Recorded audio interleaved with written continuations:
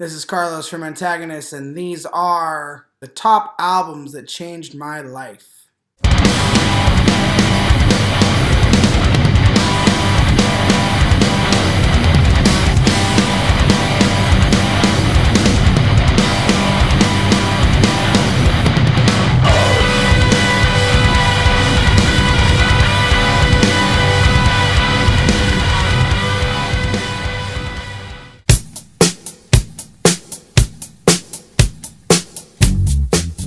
If you are my age, I'm 35, and Michael Jackson's Thriller is not on your list of most influential or important albums, then I don't know what you're smoking, because Michael Jackson's Thriller, still to this day, is one of the greatest albums ever made, period. Every song is a hit, the production is amazing, the songs are memorable, and I know a lot of people have opinions about Michael Jackson, but solely on a musical level, this album is perfect. It's perfect. It's perfect.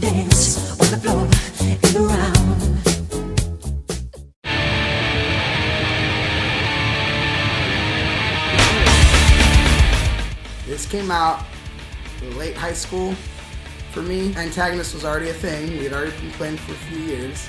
Early on, you try to figure out what you're supposed to sound like. Listening to Poison the Well, I said, oh, this is what we're supposed to sound like, right? I definitely stole some riffs from Poison the Well. More than one, more than two or three. The combination of metal riffs with, hardcore punk rock kind of aesthetics and attitude. And I always say about metal bands, like guys that are into metal, we're all just a bunch of like emo, sad boys that are playing tough guy music. That's pretty much what it comes down to.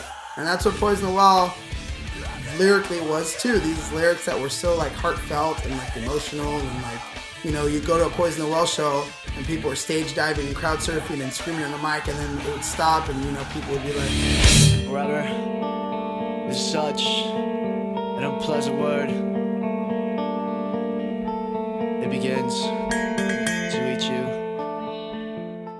forever is such an unpleasant word, right? And you'd see these grown ass dudes like tears in their eyes and arms to the sky, and that's the kind of emotion that album brought out. And I just saw them play an anniversary show or like of that album, and they played it in its entirety, and everyone's older now and we're still doing the same thing the way we did. We just heard a little more. Poison the Well, opposite of this, were definitely life-changing, changed the way Antagonist writes and sounds and our trajectory for sure.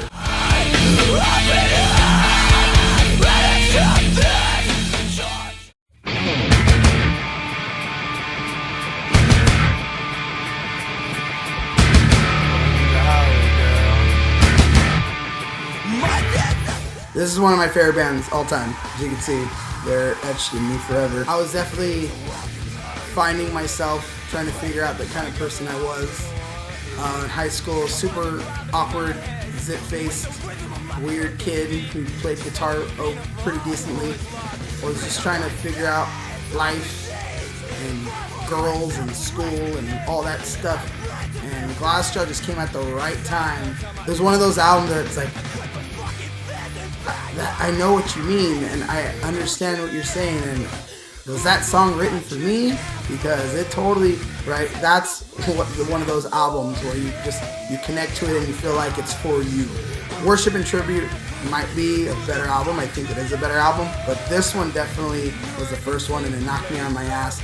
Again, combining the hardcore punk rock feel, but with all this raw emotion and just very melodic, and from real heavy to just really pretty melodies. Glassjaw, I love it. These 2 years I've spoken on the carriers made by the tiger and the fire of fucking.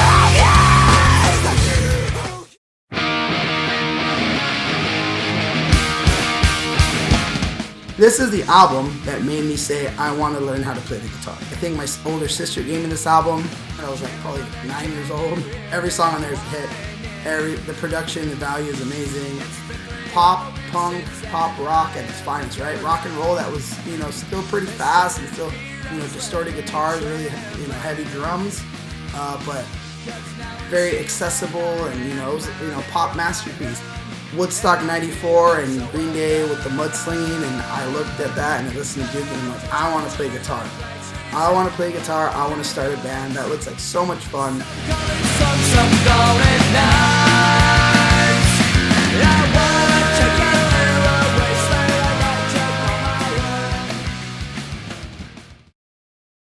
I was a kid, and I remember being a young kid. I'm talking 4 or 5 years old, at my cousin's house in Pico Rivera. My older cousin, she liked Guns N' Roses and Metallica and things like that. I remember sitting down in front of the TV and watching the One music video when I was a little kid. Fast forward years later, one of the kids that was in my punk rock band when I was in middle school, he gave me the tape, and Justice for All tape cassette.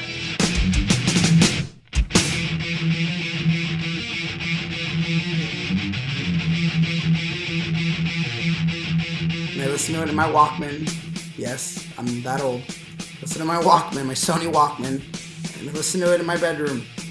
And that was it for me. I was like, okay, heavy metal. I want to be in a heavy metal band. I think I left my punk band pretty short after that. You know, if you're into heavy metal, you understand that it's more than just a type of music. There's not really fair weather metal fans. Like, you're in it, right? It's like a part of you. It's in your blood. It runs through you. That was my rite of passage album. That's like, I'm playing metal for the rest of my life. This is who I am. This is what I'm gonna do, like it or not. And that album, I mean, every song is amazing. One is, to me, the best song ever written, period. Ever and ever and ever. It's perfect to me, and I can never get sick of it.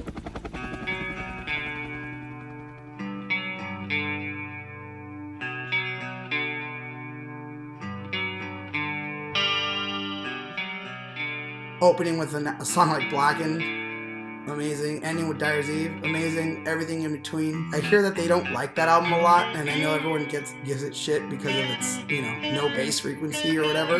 But the drums on that album are heavy as shit. The guitars are that scoop sound that sounds so just metal, right? It's so 80s Metallica metal, especially after Master of Puppets. That was so, another perfect album. And Justice for All had a lot of weird time changes and a lot of weird key changes and weird drum patterns, and the guitar solos are Kirk Hammett was probably doing a bunch of coke or something, because these solos were just out of hand, but they were amazing and tasteful, right? That's it. Thanks for watching. Hope you enjoyed, and Antagonist, Gone is the Light, new album, coming out June 12th.